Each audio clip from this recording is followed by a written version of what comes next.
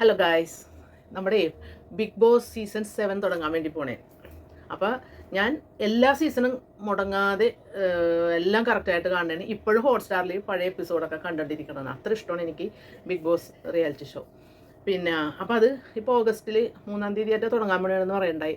അപ്പോൾ അതിൻ്റെ ഒരു പ്രഡിക്ഷൻ ലിസ്റ്റ് ഒന്ന് പറയാമെന്നോർത്ത്, ആരൊക്കെയാണ് വരുന്നതെന്നൊക്കെയുള്ള ഒരു പ്രഡിക്ഷനാണ് കേട്ടോ, കൺഫേം അല്ല. അപ്പോൾ കൺഫേം ആയിട്ടുണ്ടെങ്കിൽ ഒരു ചില സൂചനകൾ ഉള്ളത് ഞാൻ പറയും. അപ്പോൾ നമുക്ക് ആ പ്രഡിക്ഷൻ ലിസ്റ്റ് ഒന്ന് നോക്കാം. അപ്പോൾ നമുക്കത് ബിഗ് ബോസ് തുടങ്ങിക്കഴിഞ്ഞാൽ നമുക്ക് ഡെയിലി അതിൻ്റെ വീഡിയോസൊക്കെ ഉണ്ടാവും കേട്ടോ. അപ്പോൾ നമുക്ക് ആ പ്രഡിക്ഷൻ ലിസ്റ്റ് നോക്കാം. ഒന്നാമത്തെ പേര് നമ്മുടെ ആദിത്യൻ ജയനാണ്.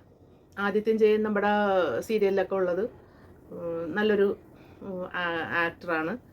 എനിക്കിഷ്ടമുള്ളൊരു നല്ലൊരു സീരിയൽ ആക്ടറാണ്. സിനിമയിലും ഉണ്ട് അദ്ദേഹം. അത് പ്രഡിക്ഷനാണ്, കൺഫേം അല്ല. അപ്പോൾ അത്. രണ്ടാമത്തത് Bineesh Bastin, star magic fame Bineesh Bastin സിനിമയിൽ ഒക്കെ അഭിനയിച്ചിട്ടുണ്ട്. അപ്പോൾ ബിനീഷ് ബാസ്റ്റിൻ ഒരാൾ. പിന്നെ ഒരു ലേഡി ആക്ടർ, അതും സ്റ്റാർ മാജിക്കിൽ നിന്ന് തന്നെയാണ്, അനുമോൾ. അനുമോൾ ഒരു 90% കൺഫേം ആണെന്നാണ് എനിക്കൊരറിവ്. അനുമോൾ കൺഫേം ആണെന്നാണ് ഒരിത്.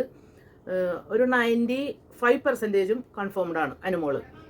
പിന്നെ നമ്മുടെ സ്റ്റാർ മാജിക്കിൽ തന്നെ ഉണ്ടായ മരിച്ചുപോയ നമ്മുടെ സുധിയുടെ ഭാര്യ രേണു സുധി, അതും പ്രഡിക്ഷൻ ലിസ്റ്റിലാണ്. ഞാൻ അനുമോളെ മാത്രമാണ് 95% കൺഫേം പറഞ്ഞേക്കണത്, കൺഫേംഡ് ആണെന്ന് പറഞ്ഞേക്കണത്.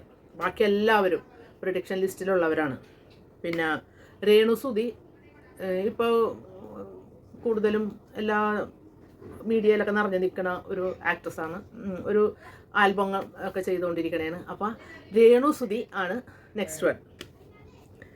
പിന്നെ ഉള്ളത് ഇൻഫ്ലുവൻസർ വ്ളോഗറുമായ നമ്മുടെ പ്രണവ് കൊച്ചു ഇല്ലേ, പ്രണവ് പ്രവീൺ യൂട്യൂബ് ചാനലിലെ ആ കൊച്ചു